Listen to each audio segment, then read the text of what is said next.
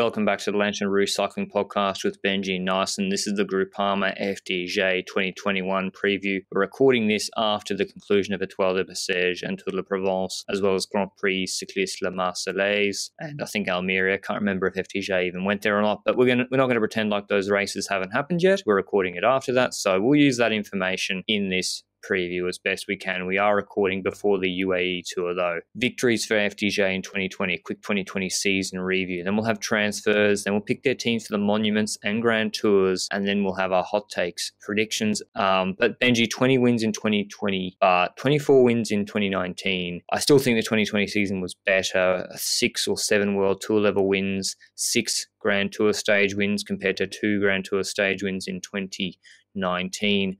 And I think 3 or 4 World Tour level wins in 2019. So I think they're missing just a few wins from races that didn't even happen in 2020 that they usually rack up wins at, some of those smaller 1-1 French races. But how did you rate the FDJ season, bearing in mind the Pinot Tour de France disappointment? Honestly, a pretty good season, and it's 20 victories. When you think about FDJ, you're like, that's a good number.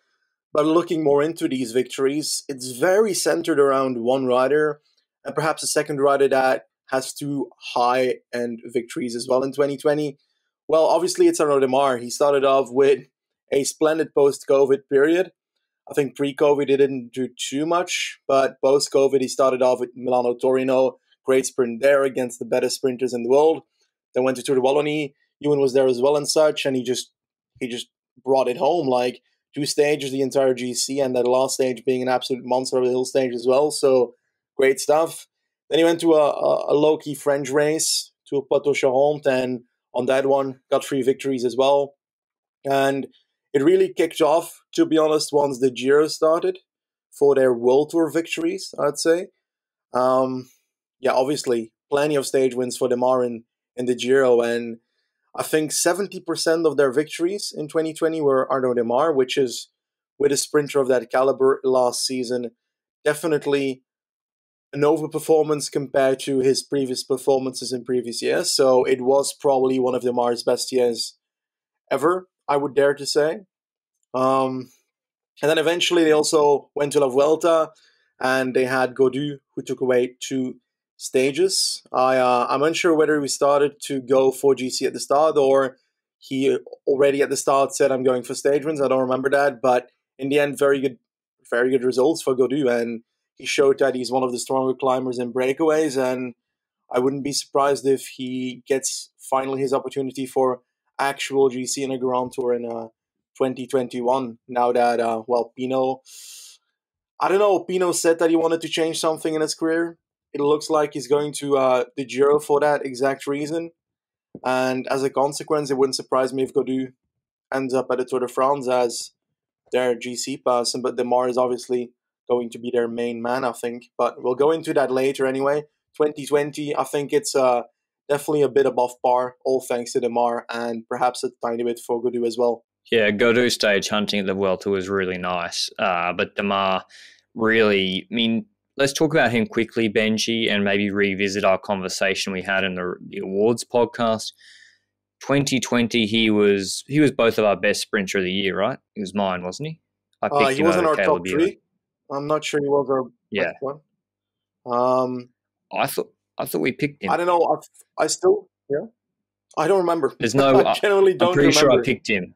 Because I was like, if I pick you, and then people will come for me. I'm pretty sure I picked Demare. And that was basically because he showed he showed something different at Tour de Wallonie. And then he beat all the best guys, or most of the best guys at Milano-Torino. And then obviously the Giro was great. But then I know he might have been unwell at Tour de la Provence, but man, he had a bad Tour de la Provence. Not just because it's not all about winning, but he wasn't even in the top 10s. So, or he was on the first stage, but then second stage, nowhere. Fourth stage, pure sprint as well, nowhere. And then I went back and looked at the Giro start list, Benji. And I guess I'm 4 Grand Tour stage wins. You can never take that away from him. That's a really good result. I understand that. I'm just saying that winning 1 stage and winning 4 stages against that field, I'm not sure the 3rd and 4th stages then prove that he is the best sprinter or even a top 3 sprinter in the world. I think there is still a consistency question mark over Demare. He had one outstanding Giro. He beat Gaviria, who was in the midst of second COVID, apparently. Sagan, who's not all that anymore. Viviani, who didn't win a race all season and was terrible. And Hodge at Quickstep, who might be getting cut this year. So, I don't know. I feel like, and I got caught up in it too. I was like, man, that Giro unstoppable. The strength of competition, if we're honest, wasn't that good. Now at Tour de Provence, again, as I said, sickness or whatever, it's early season might have made a difference. But I'm going to watch. What I'm saying, Benji, is I'm going to watch Demare really closely to see if it wasn't just a good couple of weeks and week competition. Do you think I'm overreacting to this early part of the season? Because bear in mind, 2019, if you go and look at his results, he wasn't nearly a top guy up there with you and Bennett and Ackermann or Groenewegen. Yeah, true. And in 2020, I think we all were into the hype of Arnaud Demare a bit when he started winning a lot of races. But like looking at half of his races, they are races that he should be winning at the start. In the Tour de Luxembourg, he should be winning a stage. In the Tour Poitou-Charentes, he should be winning almost every sprint that happens with that competition.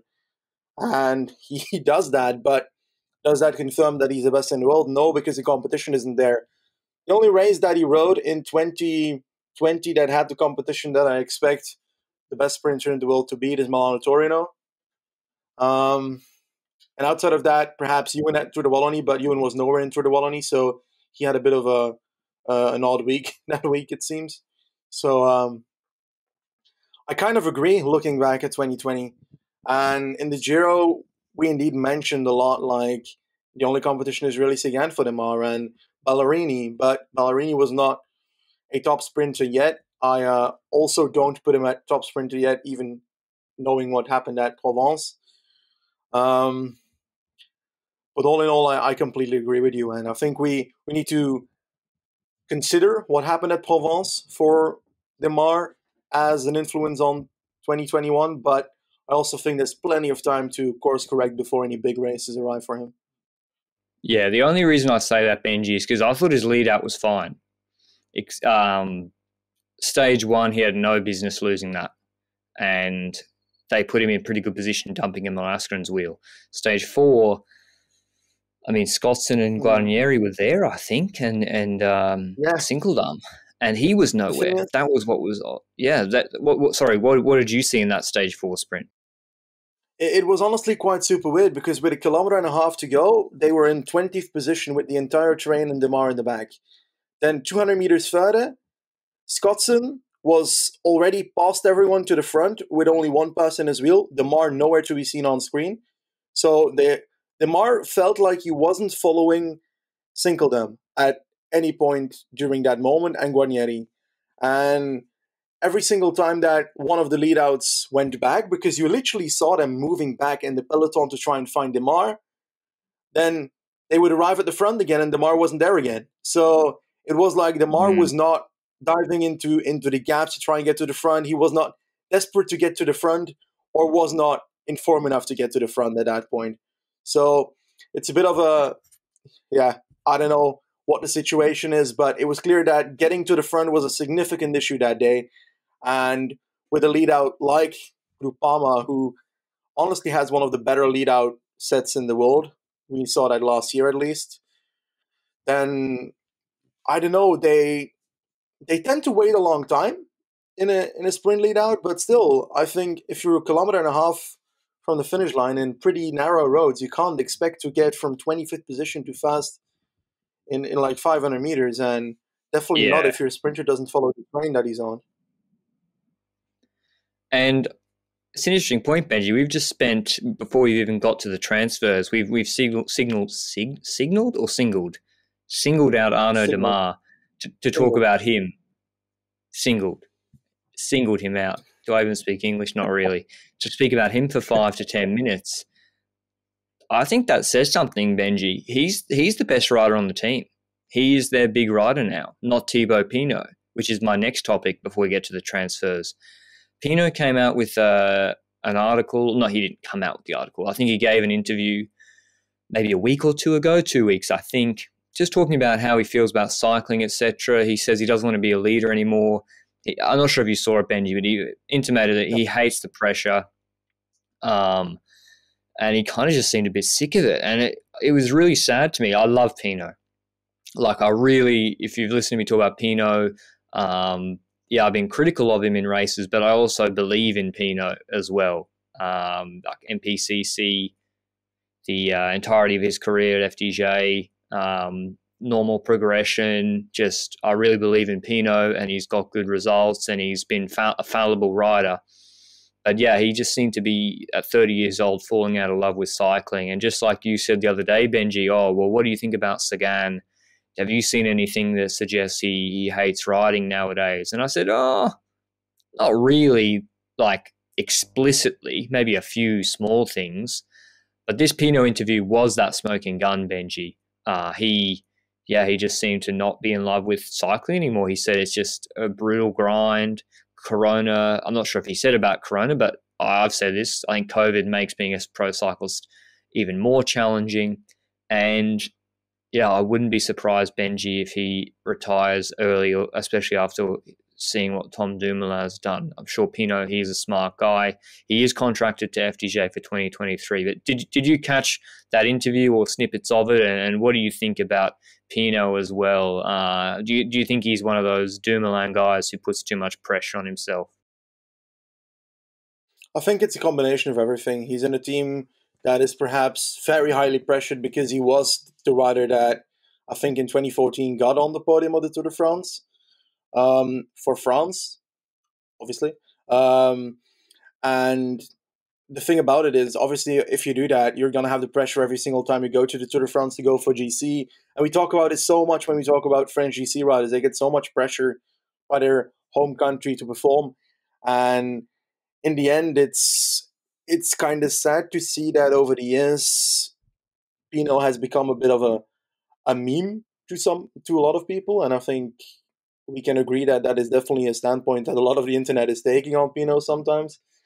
And this goes from whenever he crashes something, it's like, oh, it's Pinot, it's typical, stuff like that, to like, yeah, just plenty of stuff like that. And all in all, I think that it's also a combination. He's also kind of in the sense that every time something happens to him, it seems like he's having hard time pulling through.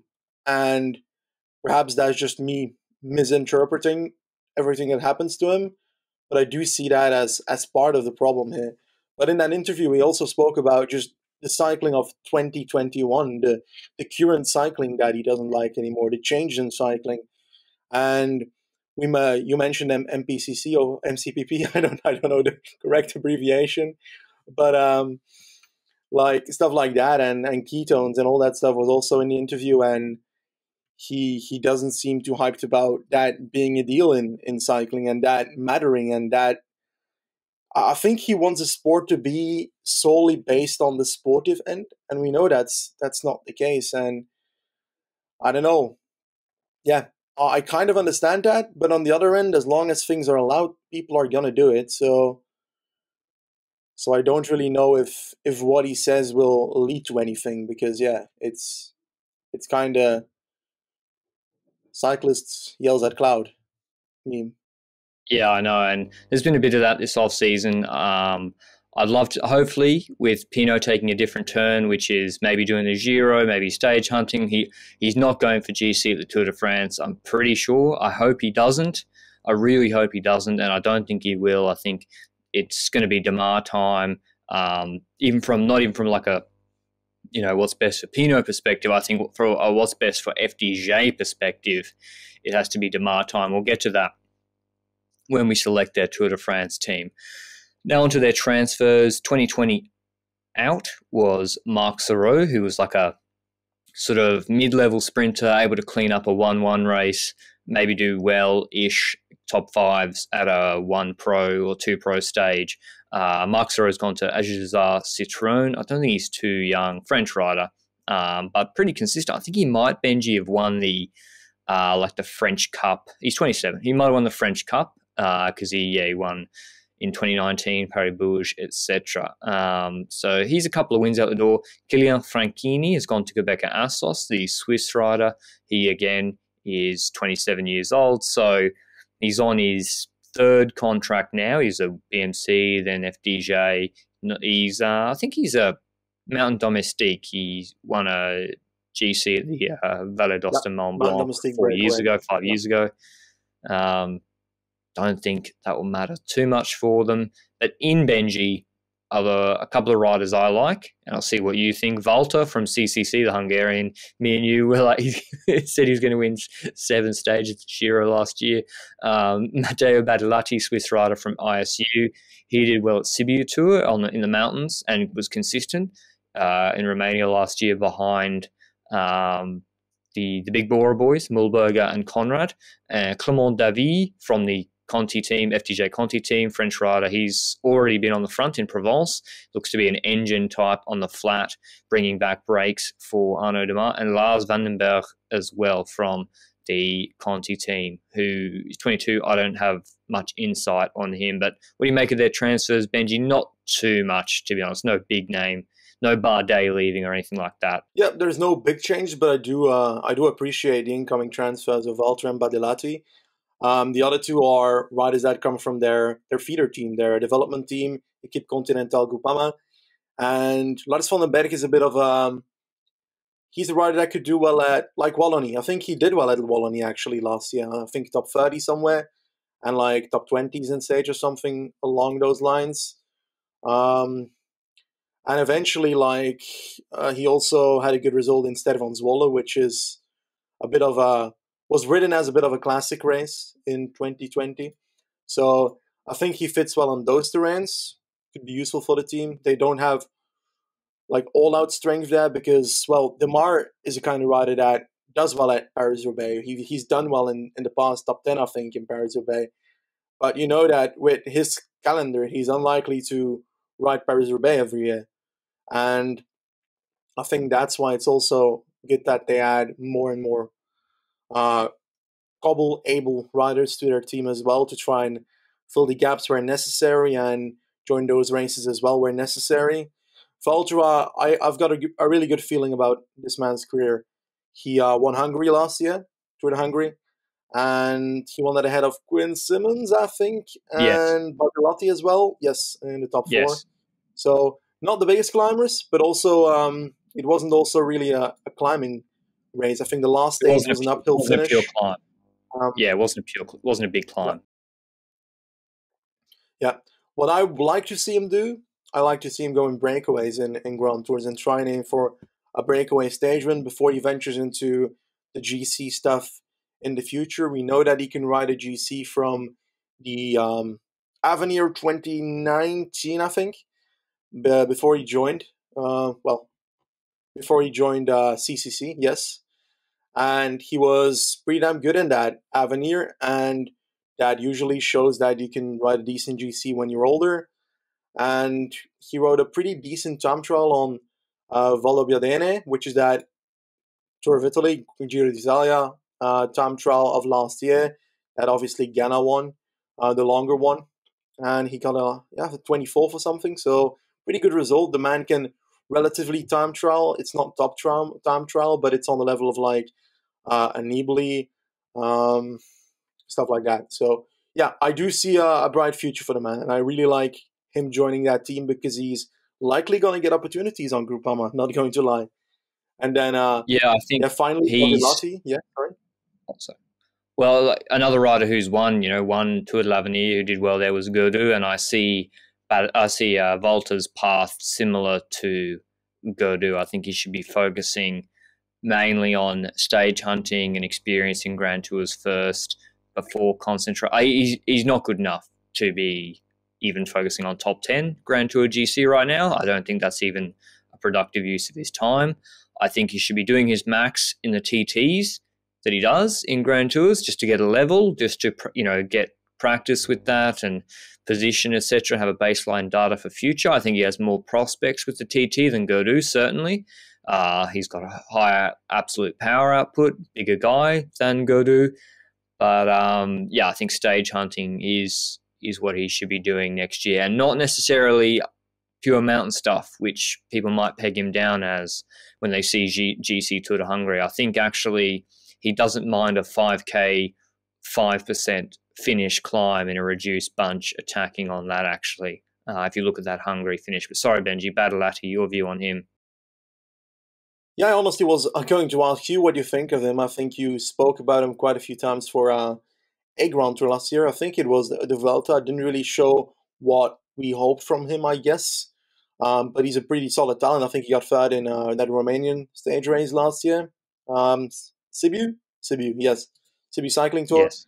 Behind Konrad and Mühlberger, so a duo from Bora. So all in all, he's got the climbing talent. He can climb. I think he also did well in Antalya in that Turkish race. And he was also fourth in Tour de Hungary, the race that Walter won. So I'm not sure if he is better at the real climbs or at punchy stuff. I would need to know more about him before I can judge that personally. Yeah, I think he has to be stage hunting or helping Gaudu in stages, or if Gaudu is going for GC. He's 28, so he's not on the same development path timeline as Attila Valter, who's 22. And so I think Adelaide's got to perform now. Another rider I want to talk about just briefly before we get into their monument teams is Jake Stewart, British rider on FDJ. British non-French riders on FDJ, I don't know what it is about them, Benji, but I always think they do well, or they always pick the right ones. I have no data to support this at all, but the way they brought Miles Scotson in, who, like, people are, oh, Miles Scotson, who's that? A lot of you maybe, if you're not Australian. He won the Australian National Champs road race in 2017. He was at BMC. He's 27. He was at BMC, finished off there in 2018 when he was 25, 24. He's got one pro win 5 years ago. He is now one of the most integral parts of Demare's lead-out train. Third last man, TT guy. He's not the final man, not like Sinkeldam or Guarnieri, that final punch. He's more the engine guy to do a kilometre, 1,500 metres plus in the last 3Ks. But just such a good use of that his specialty.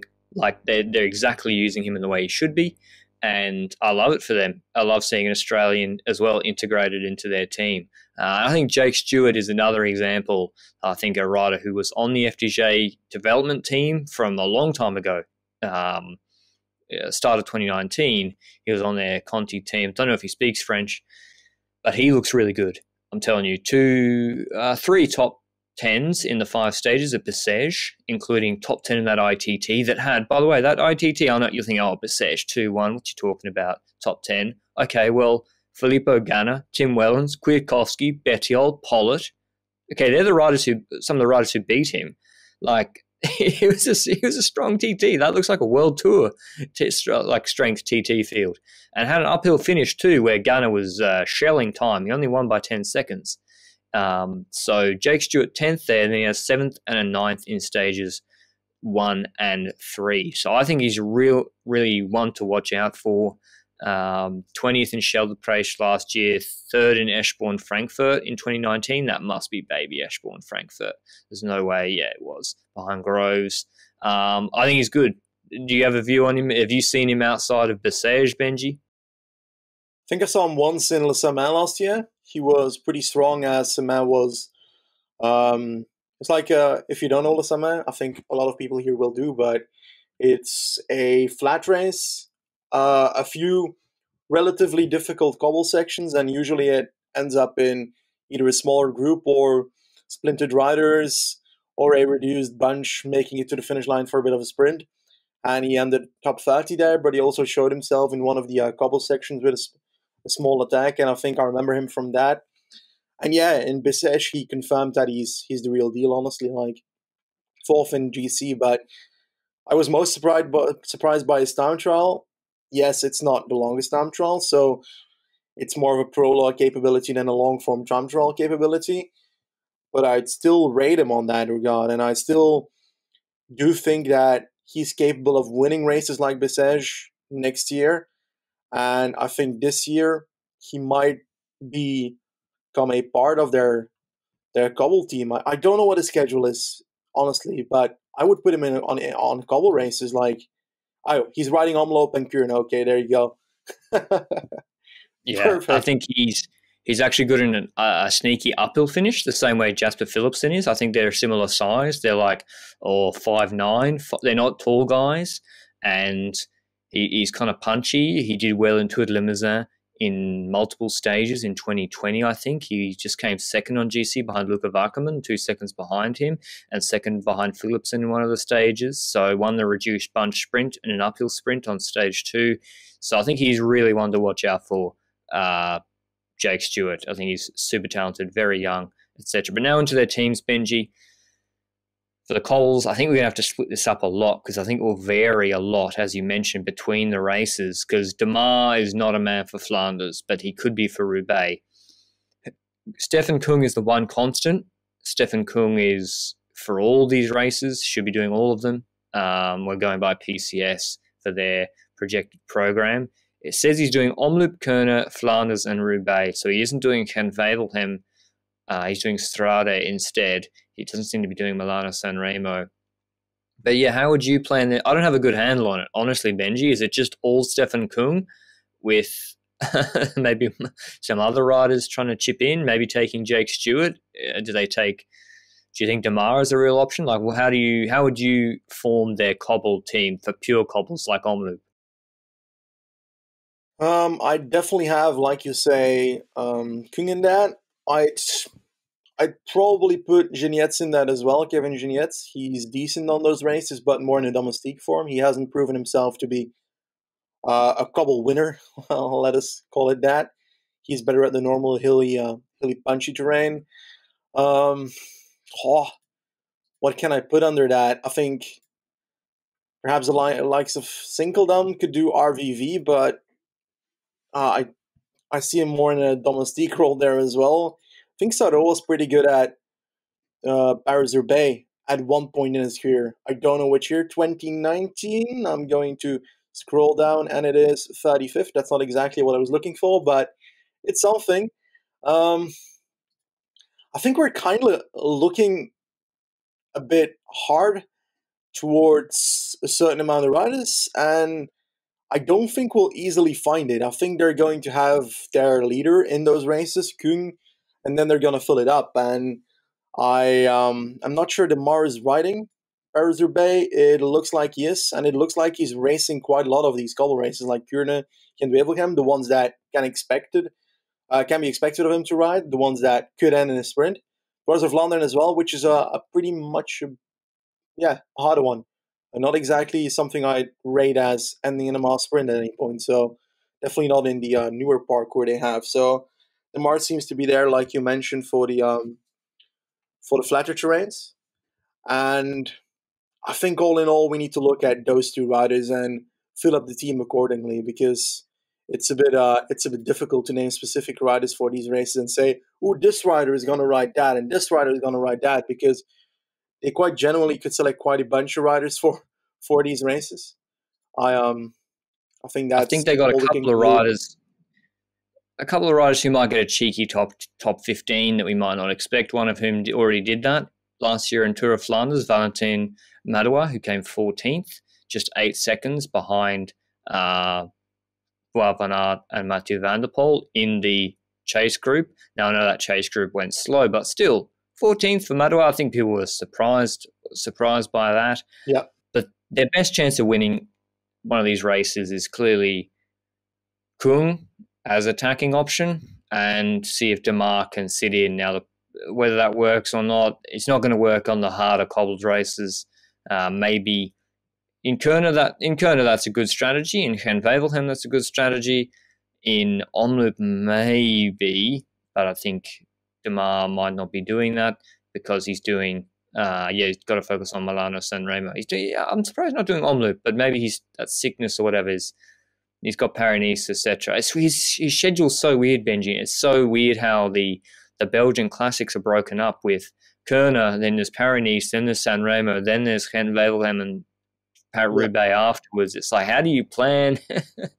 if you're like how do you plan your program? But anyway, Milano San Remo, we've not done a good job there, by the way, picking the team, but I think they're just going to put in like Brunel, Stewart, Mollard, Madoua, Kung, Demare here and there, Scottson here and there, maybe for Kuna. They'll have more of a lead-out train. That's the sort of team I'll be expecting. Maybe Benjamin Thomas, he had a good TT. Why not send him, see how he goes? He's only 25 years old. He's got a bit of an engine. So, Milano San Remo, Benji, is Kung even going? I know Demare's won it. But yeah, how would you just ride for Demare once again? How would you approach it? Do you think he has any chance to be in the second group chasing after the Poggio? He's done it before, so that gives him the advantage of knowing that he's got the skills for it, or he can get to the form to do it. Kind of depends, really, because I think these days it's going to be really hard to actually have that second group come back on the Poggio. There's so many punchers that are out there these days that just strike away and get away on that Poggio that they'll need to have a bad season not to get away. And usually the likes of an Alaphilippe can also descend, and it's quite difficult to catch them afterwards. Now, I think Demare should be their main focus for this race. I think it's quite simple. I don't think they have too much else to go for. Jake Stewart would also be the kind of rider that I would put in that race. And, well, if Demare doesn't get over it, Jake Stewart likely would, I'd say, over the Poggio. And in that sense, he could get an opportunity and could perform much better at Milano San Remo than most people would probably expect. And one rider, we mentioned it before, you mentioned it before for the Cobbles, Valentin Madoua, I would literally put that rider in every single monument. This is one of the riders that can literally perform in all monuments. He's so good at all different terrains. Yeah, Mollard as well, but I still rate Madoua's Cobble higher than Mollard's Cobble, definitely. I think... Mollard's a bit funnier. Mollard's a bit... He might have to attack on San Remo on the Poggio. He's never done it. I'd like to see them do something different. I think Mollard, if you got someone like Gianluca Brambilla attacking and Ciccone attacking at the base of the Poggio last year in San Remo, I don't see why Mollard and Madoua can't be there. As you said, Benji, I think, they're the talented riders who are quite consistent. Maybe I'm imagining Mollard doesn't have that punch, but anyway, I think there's no harm in trying, and I think you can't lay all your eggs in the Demare basket because it's a different era now to when he won. I think the Poggio, they hit it so hard, and the guys that get away are so strong that it's so hard to bring them back unless you've got 2 or 3 guys on your team, at least 2, to work and bring them back. And the only sort of guys you'd expect to be able to do that are called like Lampard or Askren or people like that. And unfortunately, they're on the team of the guy who's probably gone up the road. But on to Paris-Roubaix is Kung and Demare pretty clearly. I think, again, it should be Kung as an attacker, long-range attempt, and Demare just hoping it all comes back together. I think there's no question that has to be their strategy. But now on to the Giro d'Italia, Benji. Actually, sorry, we should do Liège. Ardennes, I always forget them. Ardennes, it's a weird one again. Like, Pinot should be good at the Ardennes. He should be good at Liège. Like, is there any reason why he's never done Liège based on Liège? Is there some overlap? No clue. I don't think so, but I do feel like they have the capabilities of leaders in those races. I think you've got Gaudu, who's really strong in those kind of terrains and has the punch that Pinot has less of. Pinot can also have a bit of a punch and a bit of a group sprint at the end, but significantly worse than Gaudu, in my honest opinion. And I would rate Gaudu for LBL, but the problem is with that finish in the edge, it's gonna be more difficult for those kind of riders to perform in that regard. But I see Gaudu doing well in these types of races. I think Mollard, you mentioned before that you remember a punch from him. I think it was in Flèche Wallonne 2016, 2017. He got a really close result in one of those years, to my knowledge, 8th in 2017. So can certainly ride these races as well as semi-leaders, 17th in LBL that year as well. So I'd put Mollard up there as potential co-leader, if not. But his recent years have not been to that standard, or at least 2020. Well, to be honest, it was 14, 13 in LBL. So I'd put Mollard as leader as well in those races. I would definitely do so. Yeah, I think he's not bad. That, I think they should send Pinot. I think they should send him. If you can win Lombardia, then I know it's not the same race, but just to give the guy something different, give him a different look, change up his schedule completely, give him something new. Okay, go to Liège, do a new race, different time of the season. He's a better Hilly one-day racer. Pinot, in my view, always been his class as a Hilly one-day racer. So he's got good punch uphill. So, yeah, I think they should send Pinot to Liège to just have something different. And if he's on form, he'll be nasty there too with Mollard and Gaudu.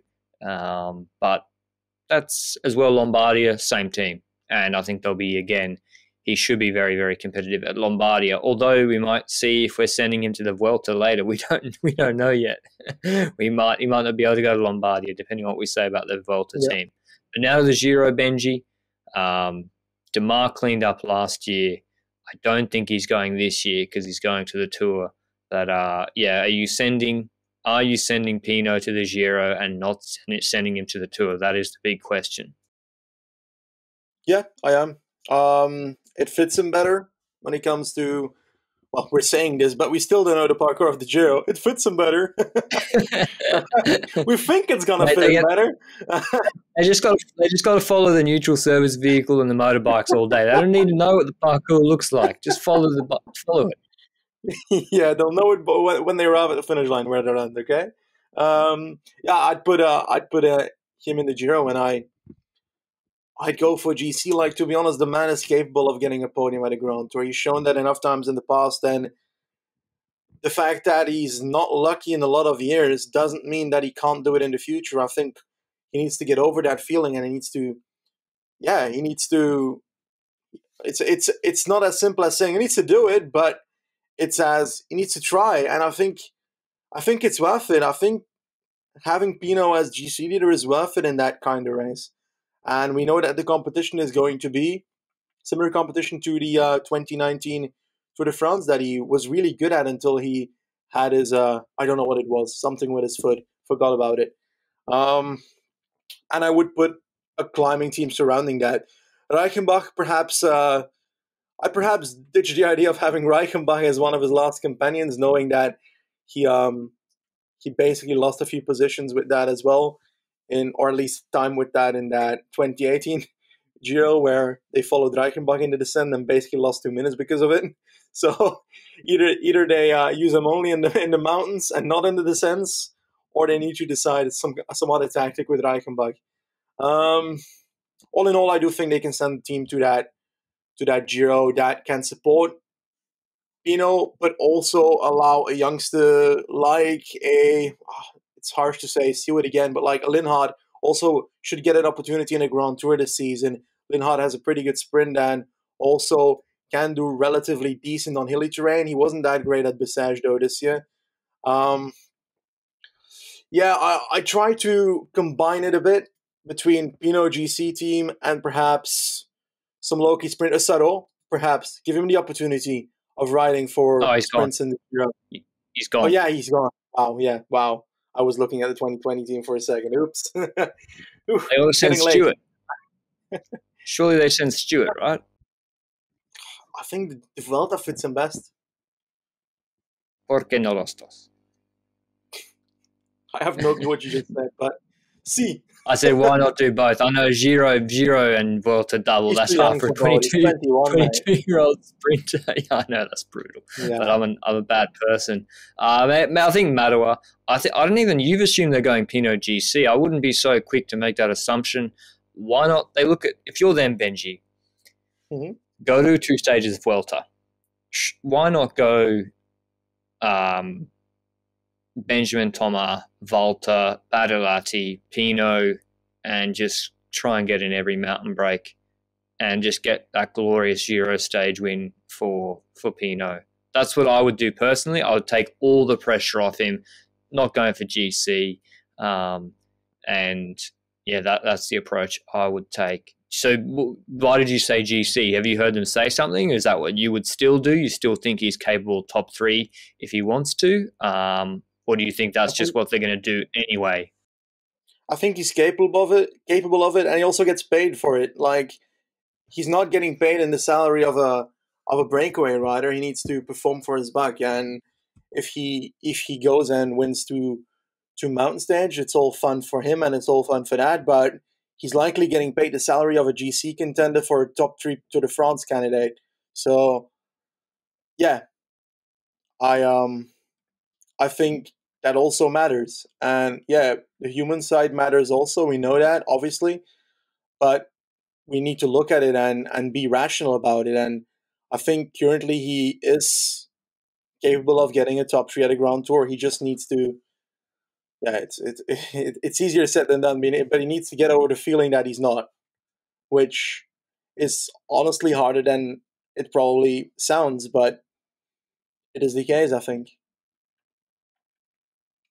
Yeah. Okay, that's the Giro team. Tour de France team, Demare, full lead-out train. David Gaudu, go do your thing. We're not going to give you much support.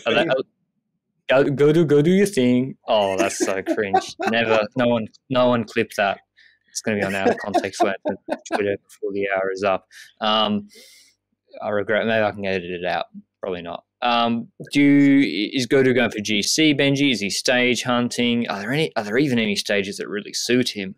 I think there are. I think this is the perfect tour to go stage hunting, because I think there's these mountain stages that offer nothing for GC. There's no benefit to going for a big move for a lot of these week 2 mountain stages to get nothing, especially if Roglic is in the lead. So I think breaks will be allowed to go, and if you're in a mountain break with Gaudu, that's concerning. I know it's high level, like breaks last year in the mountains. So just get in the break, and if you're a half decent climber, you just win the stage, right? And you got breaks with fucking Kemna and Martinez, and they're like literally dropping Schachmann and Soler off the wheel. So it's not easy, but neither is getting a top 10 in GC when your TT is terrible. So I think you should go for stages now. Whether there's some sort of legal requirement that FDJ have a rider go for GC in the Tour, I don't know. I do think with Demare, it really takes the pressure off to do that.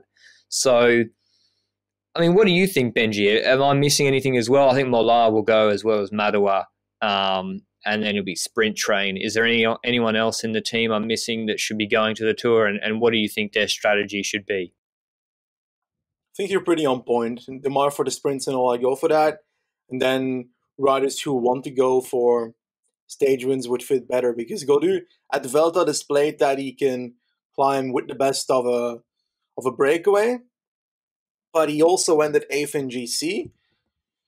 But it's also 8th in the Vuelta, which means that I think with the competition at the Tour de France, usually it's going to be really hard to get into the top 10 of the Tour de France for him. It's going to be a position between 7 and 13, I think, if Gaudu tries to go for GC. Do I believe he can do well? Yeah, I do believe he can achieve a top 10 perhaps, but isn't it more fun to win more stages, like you mentioned, than getting a 9th position in GC perhaps? Perhaps for Gaudu it's not. We can't speak for him, but I'd rate 2 stage wins over a 9th position personally. And I think Gaudu is one of those riders that has the ability of doing that. Now, like you mentioned, the competition in Grand Tour breakaways and the Tour de France is difficult, and it ain't gonna be easy. But he's definitely one of the top favorites if he ends up in a reduced group at the front of a mountain stage fighting for the stage win. Then I dare to put my money on him at the end of that stage. So I kind of agree with your entire story, huh? When it comes to Madua, I don't know what Grand Tour fits in best, honestly. I mentioned I see him going or doing well in all 5 monument types, and it also makes him able to do well in kind of Vuelta stages. I think I'd like to see Madua try and do what Gaudu did in last year, try and go for stage wins and perhaps take 1 or 2 home, because I think Madua is capable of that. Okay, on to the Vuelta now. This is where we send anyone under the age of 25. This is my rule, Benji. Yep. There's no time off. Arnaud Demare, you're going to the Vuelta. We've got to get some more wins under the belt. We'll pay you handsomely, but Arnaud, Vuelta, especially if he's chalked up some some World Tour one day races, maybe I'll let him have an early off season if I'm the DS. And Matteo is actually a pretty human guy, so he probably won't. But yeah, why not send Demare to the Vuelta and go do a Tour of Vuelta double as well, and send Pinot to Lombardia. He'll be a top guy there if he's on form.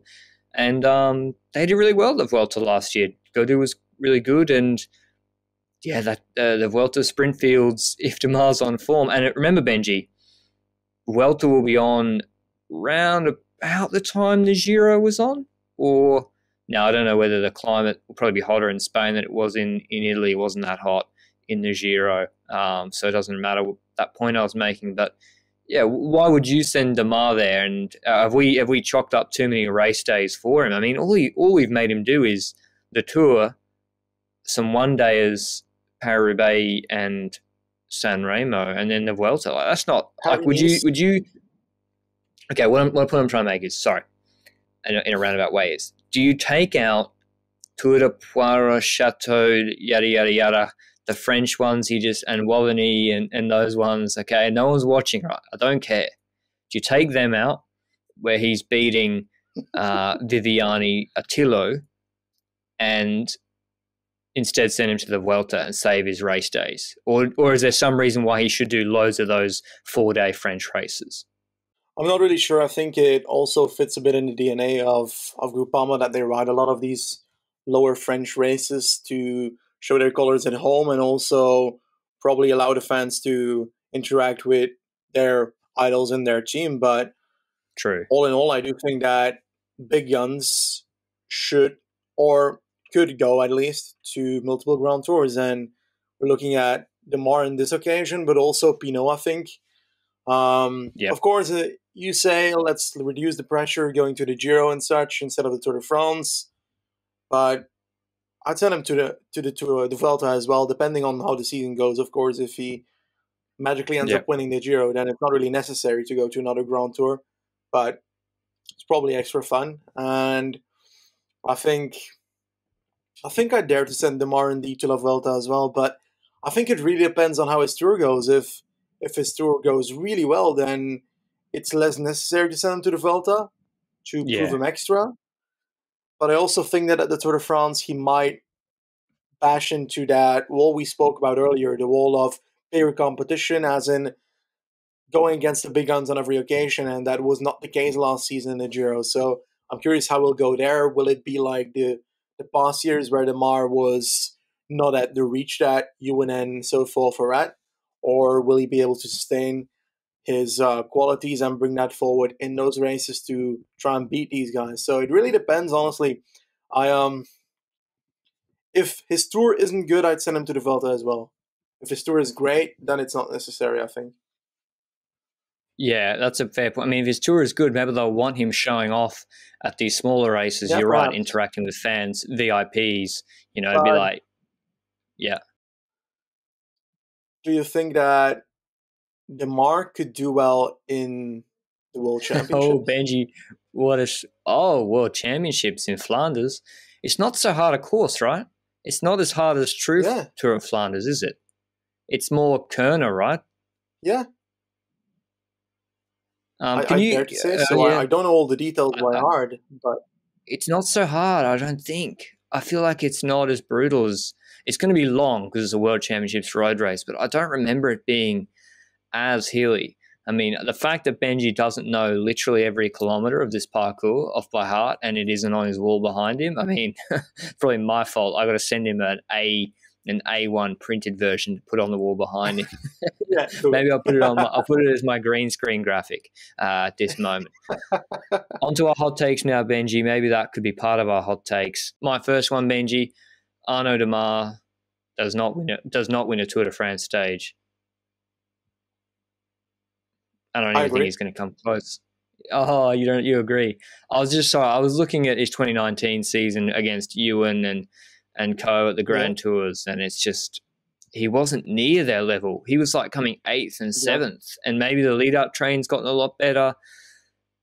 Maybe he's improved. That would be weird, going from like 28 to 29 years old as a sprinter and improving from like 7th best in the world to 2nd or 1st. But I don't think he's winning a stage at the Tour.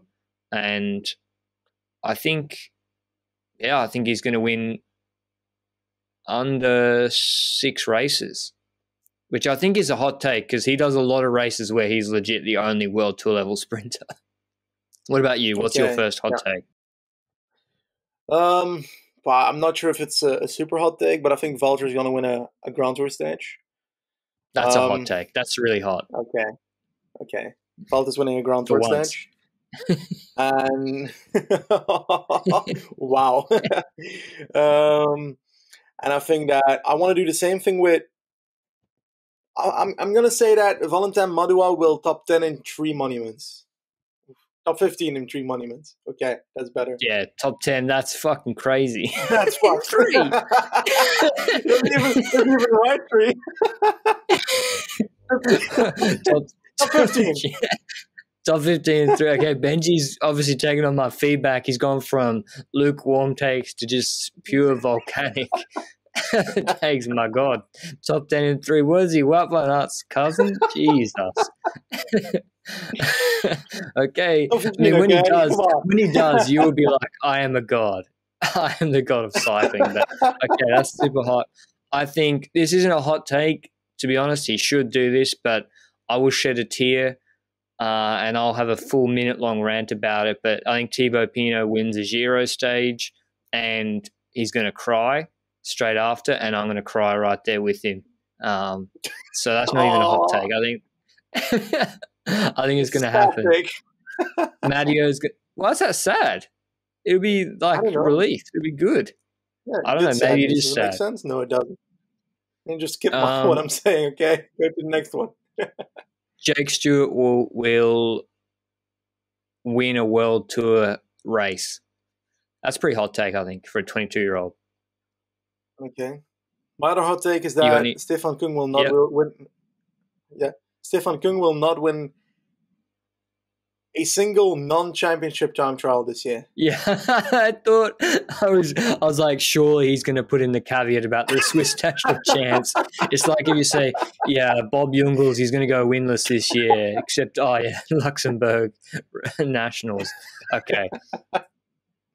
Yeah, Kung, unfortunately, he's not the best TT rider in the world, maybe not even top 3. He did come 3rd at Imola, right? But all-round TT rider. I mean, there's not so many pancake flat TTs out there. So, like, if there's a bit more hills or a bit of a 4% climb for a couple of kilometers, then someone like Thomas is better than him, almost on peak form. And then in the one-day races, he's got 0 kick. Like, literally, the man, he's never going to out-sprint anyone that would be in the top 10 of a race in these monuments. Like even Trentin would completely dust him. So he has to attack from far out, but he doesn't really have the team to support him. He's just a solo operator, and he usually has a whole host of other super strong guys chasing him back. So, yes, that's a really good take, Benji.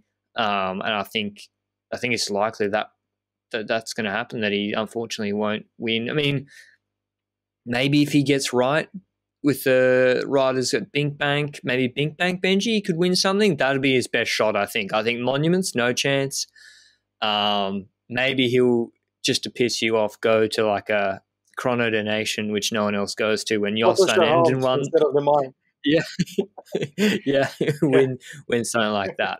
Oh, you made it TT, not all races. I'm saying he won't win a single race apart from national champs all year. Anyway, that's been our FDJ. Well, I had two negative, one super positive, so that's that's fair. I think Gaudu will win another Grand Tour stage, but that's, again, the guy won 2 last year, not exactly hot. That's just a prediction. But that's been our Groupama-FDJ preview. I really enjoyed it. I'm going to be honest. I had a real struggle getting a handle on their team, Benji. Apart from Demare and Pinot, which is pretty obvious, Giro Tour, the cobbles and the various other races, it feels like they have a lot of riders, Benji, that just are all kind of good at a lot of, all sorts of races, but not really like niche at many, apart from Kung, for example. Do you agree with that, or do you think they're just an average team, so that's why we didn't get too hype about anyone? I don't know, I think it's a bit of a combination, and it obviously didn't help that usually we talk about the team a tiny bit beforehand to try and get into it, but I decided to snap my microphone in half, so all that time went away and we dove right into it. But I still think we have a good take on what the team is, but there's just so many question marks because we are not sure whether Demare can compete against the top guns in 2021. We're not sure where Thibaut Pinot is. We're not sure how good Gaudu is at GC for himself.